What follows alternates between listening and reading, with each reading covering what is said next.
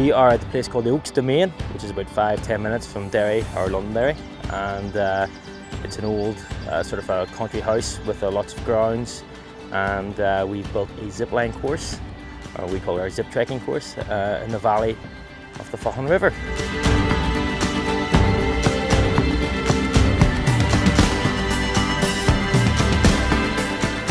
One of the things we did for the environment was that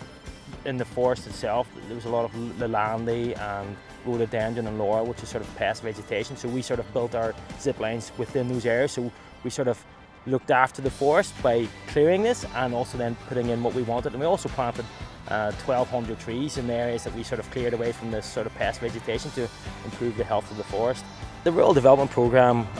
was a very important part to this project. I could safely say that